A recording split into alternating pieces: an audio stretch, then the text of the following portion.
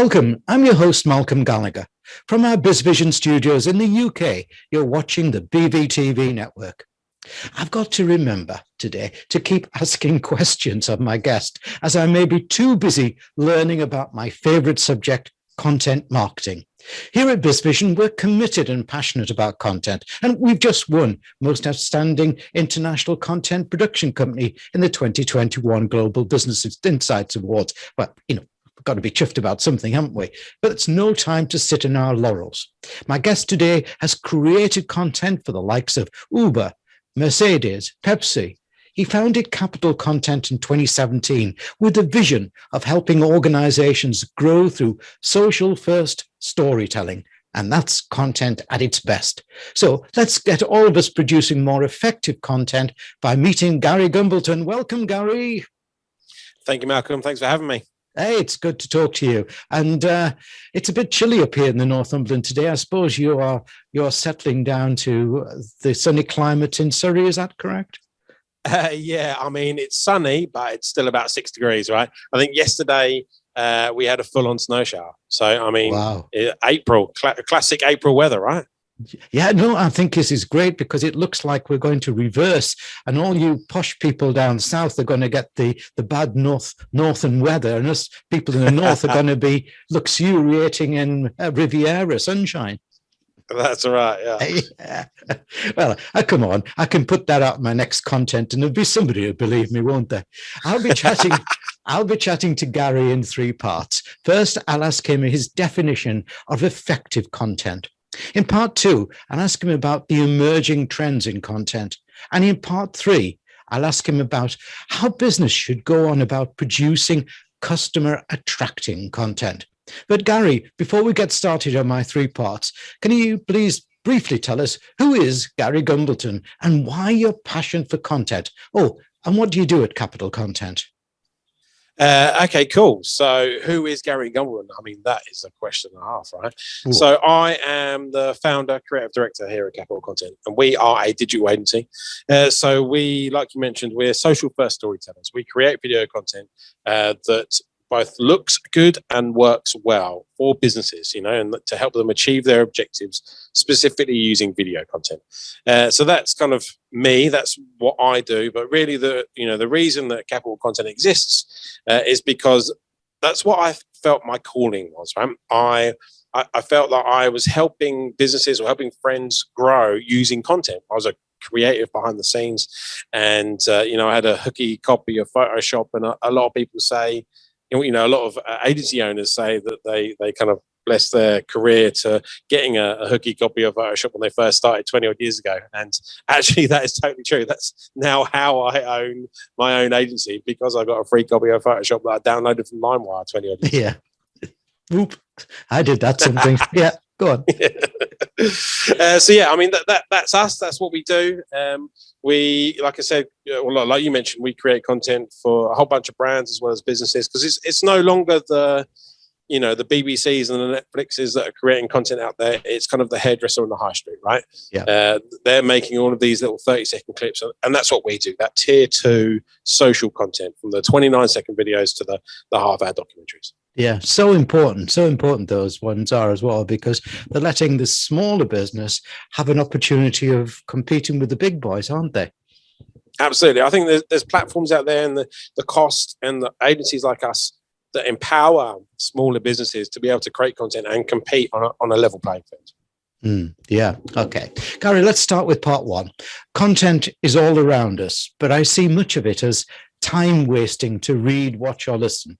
What's your definition of effective content? Is it to do with the value to the reader, the viewer, or the listener, or something deeper or more psychological than that? Oh, and what do you think is wasteful content? Well, we'll start at the very beginning, right? Where people, when they say content or content marketing, from a legacy perspective, what they've always felt is that's written content, that's blogs, and email campaigns and whatnot. So now what I talk about content is really kind of that new media, the video, the podcast, the audio, the stuff, the live stream, the stuff that we're doing right now. So that is what I see as content marketing. And really, what I feel effective content marketing is driven by is storytelling. right? We're right from a young age. We're taught, we're told stories. We're really engaged, and I think over time, businesses have never really thought about telling stories. But what now that we're smarter, from a psychological perspective, like you mentioned, we realize now that we have two operating systems in our head. We have the emotional side, which is the one that reacts first, the amygdala hijack, right? And then we have the second operating system, which is the rational side, which kind of comes in later, but that's more analytical and judgmental. So if you can, effective marketing, if that combines both the emotional and the rational in one go, then that becomes way more effective. And then if you tie that with a silver thread that is storytelling, you're really going to convert your eyeballs into purchases, right? That's kind of the aim. Yeah, too true. I love the storytelling as well because, I'm a sucker for a story, but I just think that it brings something more to life, doesn't it, than just the analytical stuff that people want to. That's right, because we all have that emotional side, right? We all have the emotional approach specifically to storytelling. And I think nowadays, I'll say the M word, the millennials, right? They want to have, they want to invest their time in a business, right? And they want to research the business. And they want to have an emotive connection with that brand or company before they invest their cash. Yeah. And the only way that you can generate emotion is by telling a story. And it's very difficult for a business to tell a story, but really everybody can pull a story of some sort of, there might be like I wrote a blog the other day purely for the SEO perspective to talk about a problem, solution, and outcome. In healthcare, so healthcare is it leans itself to storytelling because there is always someone or something that the problem that they're solving, and then you talk about the solution and then the outcome. But really, what the hook is, what the effectiveness is the problem. People will connect with what the problem is because they see it happening to people, and then the other part is the ending. It's the outcome, like how did the person feel at the end of it, and that's that emotive connection, and that's what, like I said, converts your eyeballs. Yeah, I also felt that sometimes the people think, I haven't got a story to tell, but they have. They've got numerous stories to tell, but they just don't see it. Is that what you help people to actually see their story? Absolutely. And it still could be a rational approach to a story as well, right? It could be analytical. If someone said that they didn't have a story, I'll probably ask them, okay, cool. So tell me why, why are you a plumber?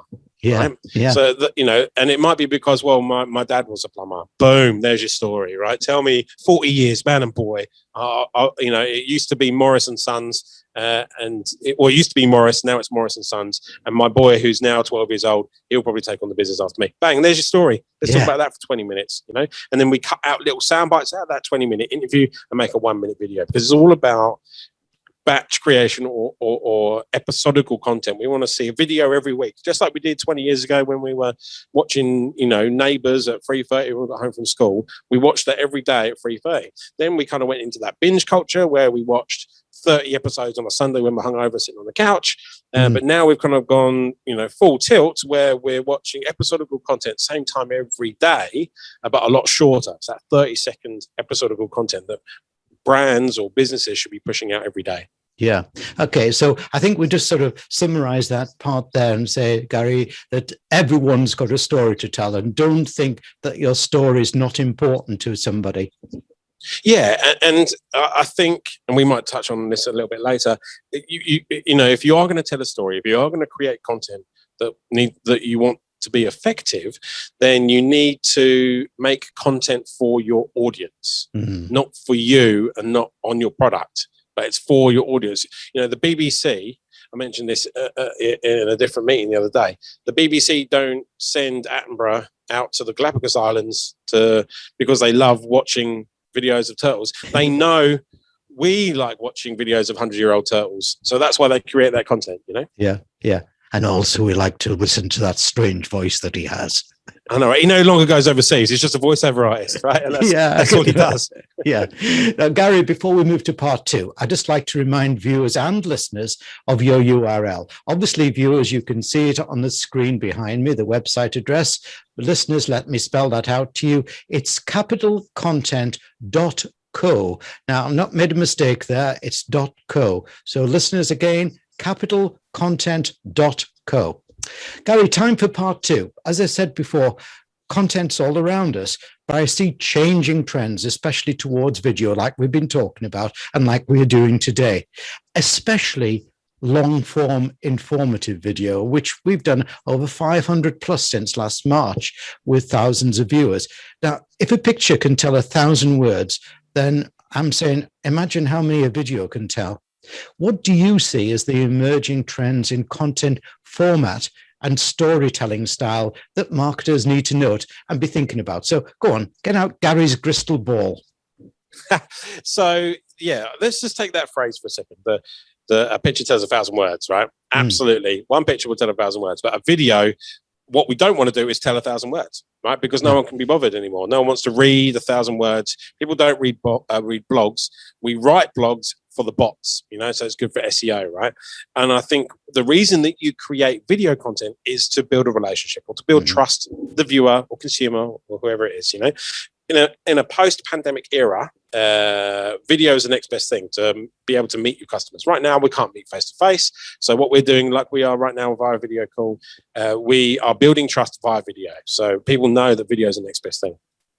And I think, the emerging trends from a video content perspective actually goes back to the creator. I think, when I say the word influencer or content creator, you instantly think of maybe a stereotypical, let's say, female advertising a cosmetic brand over social media, right? Yeah. Whereas actually nowadays the influencer, the rock star, for want of a boomer phrase, is the businessman or the business person, or the personal brand, right?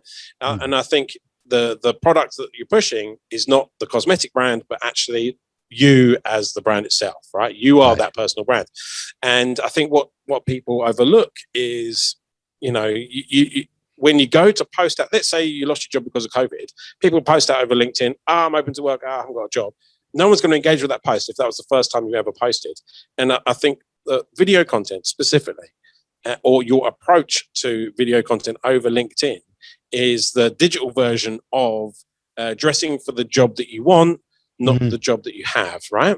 And I think if you have some sort of consistency and post once a week, any type of frequency that you can kind of handle yourself, but from a trend perspective, it is about batch creation and episodical content, that 29-second video every Monday, because your viewers, your audience, your followers, your connections on LinkedIn, they will know that, Gary's going to post a video on Monday at 3:00 and it's going to be a sales tip. So people will start tuning in and you'll build that personal brand. Now, it won't be a single shout out in a year and nobody engaged with that post. You'll keep that plate spinning is really what the effort is. That's great advice there. When you talk about using video, do you think the quality of the production's got to improve? Last March, when I was talking to CEOs and on our first interviews and everything, they wouldn't do it without a PR person beside them or a PA and a whole range of people, and they were so nervous being on screen, and it was hard to get the quality from them. Now I think that we expect a better quality, do we not? Well, do you know what? Pre-pandemic, yes, we did expect a relatively high level of production, right? I think now, during/post pandemic, we're so used to having Zoom calls with people, we're so used to having DIY content created via a laptop, is that the production levels we're not too worried too much about. So the level of production, the money that you're putting into the production side of it is not so much of an issue. It's actually the value of the content that you are creating for your audience. Brilliant. That's what's important, right? It's about what you give back to your audience, whether that is support, tips and tricks, or even your opinion. You've got to stand by your mark and say, I believe this, and then start a debate and have a healthy debate. Don't be aggressive about it. Just have a good debate about your opinion. So I think it's less about production value. Obviously, spend thousands with capitalcontent.co making glossy content, but also DIY video is absolutely key, because you want to see that rough edge. You want to see behind the logo. Yeah. You want to see that authenticity when you're just creating content with a mobile phone, because everybody right now has got a camera in their pocket, so you should all be creating content, right? Brilliant. Yes. Yeah. Okay, Gary, now for part 3. obviously, I'm personally feeling that content has come of age. Vanity content, though, doesn't help a company grow, in my mind. And there's the crux. There has to be a goal for the content, and business growth is an admirable one, of course, but creating content can be demanding, especially the right content. What's your thoughts on how a business can embed content, effective content creation, and how do you help them at Content Capital? So the way that we create content, or the way that we create content for our clients, is based on a TV network, right? So imagine we've got BVTV, right, across the top. There's your TV network, right? Just like the BBC. So the BBC have channels, right? BBC One, BBC Two, BBC News, and each one of those channels has different audiences or different demographics, and therefore different programming. You'll get certain shows on BBC One that you might not get on BBC Two, right? If you overlay that from a business perspective, those channels are effectively your business objectives, right? So instead of BBC One, you want to have raise brand awareness, sell more product, or lead generation. So there's your business objectives. There's your channels sitting underneath the TV network. So underneath that channel, we have a season, just like Lonely Planet or Planet Earth, whatever it is. We have a season of, or series of content, right? And that is a kind of a theme of video. So for example, Capital Content, we have an objective of lead generation, right? And what we want to show within lead generation is how easy it is to work with us. That's the theme, that's the topic within that channel. So then within that channel, within that season, we have episodes. So one episode might be how to pay an invoice. So that episode fits into a series of frequently asked questions that fits into an objective of lead generation. So now you know, whenever you're creating a video, that it always rolls up into the objective of a business based on channel, series, and episode. And it's about batch creation. I call it the good hair strategy. I don't have much hair, so I can't really say that it's my own thing, right? But if you made a rubbish video Monday morning, stop making videos. Don't worry about it. Start again on Tuesday. If you made a good video on Monday morning, make 30. Right, because you're having a good hair day. Make 30 videos. You don't have to post that video there and then. Actually schedule it one every day, one every week for the next 30 weeks. There's like 9 months worth of content, all created in a couple of hours, little 30-second. They don't need to be long form, or even like a podcast like this. We're creating it using a video call. You could pull out little 30-second snippets, 30-second tips that I drop during this chat, and they could be one every day for the next 10 days. There's 2 weeks. Daily campaign to promote this podcast, right? So it's about batch creation, being able to create 30 videos in a day and scheduling those, and then making sure that every piece of content that you make rolls up into a season and then rolls up into a business objective. Otherwise, you're just making content for the sake of making content, right? Yeah, that's really good advice. I mean, because far too many people forget about repurposing or stranding their content, don't they? Yeah. That's absolutely right. Repurposing, absolutely key. And you can even do that from a text perspective, right?